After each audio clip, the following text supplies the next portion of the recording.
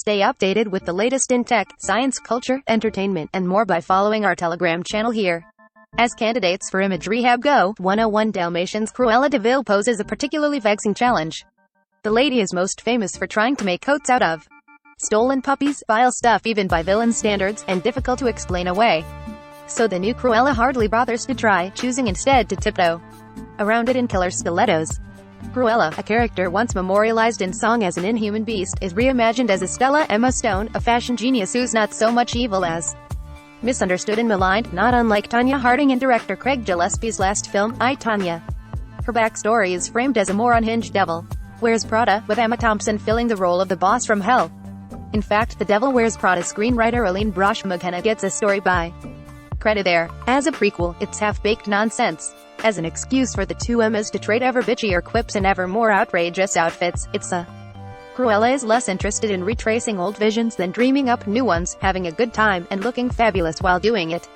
But Cruella needs to make a few stops before we get there. In its first half, the film skews more sweet than spiky, charting her journey from birth to grade school to a budding criminal career. Young Estella finds a family of sorts in fellow misfits Horace, Paul Walter Hauser, a cheerful scene stealer, and Jasper, Joel Fry, a low-key heartthrob, and the three grow up picking pockets together in 1970s London, often with the help of their beloved dogs Buddy and Wink, because Cruella cannot emphasize enough that Estella is not the anti-canine monster you remember from those other movies. It's not until Estelle lands her dream job working for a high-fashion designer called the Baroness Thompson that she turns heel into Cruella, and even then it takes several plot twists to get her fully there. When she does though, it's worth the wait. Estella is a role Stone could play in her sleep, cute in clever and easy to root for. Cruella, on the other hand, feels like Stone stretching her wings. With the help of a slinky walk, an extra husky voice, and costumesto die for well get there, Stone refashions herself into the diva we never knew she had inside her. And still she's eclipsed, intentionally, by Thompson, who not only matches Stone's Cruella smirk for smirk and insult for insult but makes it look effortless. She'll ruin a person's whole life with less thought than she puts into her lunch order. Liberated from the burden of trying to appear even remotely relatable, Thompson plays up the Baroness' terrifying iciness. She is to this movie what Cruella herself was in the Dalmatians movies, which I suppose means she'll be due for her own revisionist prequel in about 2 more reboot cycles. Hey, those black spots look good on her. The most purely pleasurable stretch of Cruella comes in its middle when these larger-than-life figures battle for headlines with increasingly elaborate gowns and the stunts to show them off.